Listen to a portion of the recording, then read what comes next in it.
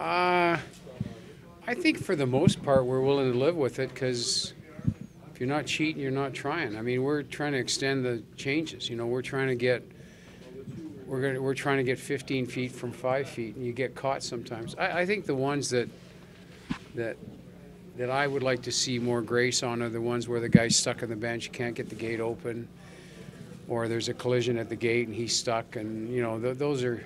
I always wanted to see more grace in those areas, but you know we get caught sometimes. Like there's some obvious plays where there's lack of communication and two of the same positional players are going out, but in a lot of cases, you know, you're sending a guy out a little bit early, and then the guy coming to the bench stops skating or whatever. But it's a little bit on us too because we're trying to take advantage of changes as much as possible. Quick follow-up. I know you've moved on, but a couple years ago you guys led the league here with 14 of them. Do you remember it being a problem? Do you remember trying to do something at the time to reel it in a little bit?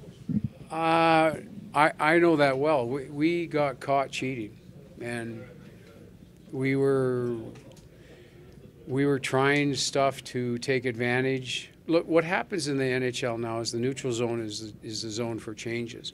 That's where everybody changes. And if you can change quicker in the neutral zone, you get all your odd man rushes from people changing. You get all your quick breaks, your quick strike attacks in the neutral zone. And we practiced that. And early in the year, we got caught. So that's just the chances you take to get scoring opportunities. Ken, turning to one of the arenas that you coached in as well. It seems like every arena I get to return to, I coached in. Is there any more left? Am I doing an outdoor rink tour next? Just your thoughts of coming back to St. Louis and the memories you kind of had here. Well, they were great here. We had a great relationship with the people and the town and the fans and the players. It was a hell of a 6-year run. I mean, when you're in the playoffs 6 years in a row and you're in the conference finals. I mean, we were in a conference and a division that was strong. You know, we're sitting there with Nashville and Chicago, and then you've got LA's on a roll, and we're right in the mix with those teams. And you know, you wish you would have had one goal. We seemed to lose to the eventual Stanley Cup champion, and it was always in around Game 6 or 7, and it was usually in overtime, and that's how close it was. But in this league, when you make the playoffs that many years in a row, you've done a lot of good things. Players were really cooperative. Connor looks just fine. He's okay today. He's better, and so is Spooner, so we expect both to play tomorrow. Cam and goal. I mean, you keep referencing you got 2 goalies, but the longer he goes and doesn't win, he's probably thinking, I got to get back to my game, and I got to win a game too. Yeah, I don't look at it that way. What we got to do is we got to get a better rhythm. It's too spaced out for me. I think Cam,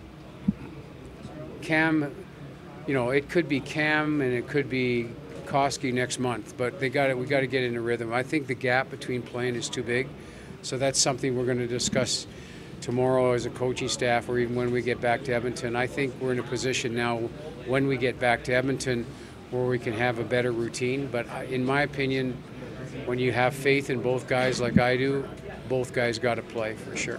So you don't just ride the hot guy. I mean, it's obvious. I think to a certain Koskinen because he kept winning. So I think it's easy on less travel, Jim. But when you got the travel here, like I don't know how the players feel, but this is a lot. Edmonton Oilers have a lot of travel, and I think you got to use 2 guys for freshness, and especially coming back in off the road, you know, when you're playing right away. I think we got to use both guys. a lot of the starters around the league this year have not been as good as they normally do, and a lot of the supposed backups are playing. Is that just quirk, or what? It's not just in Edmonton; it's in lots of places. Yeah, I think it's I don't know if it's a quirk. I just think that there's more good goalies in each organization than there's ever been, but I think a lot of them are veteran players, to be honest with you. I don't think there doesn't seem to be a lot of really young guys that are standing on their head. There seem to be a lot of veteran players. And I think you're seeing a lot of veteran players have career years because they're mature enough to handle the type of schedule that everybody goes under. It feels like you play every second day. So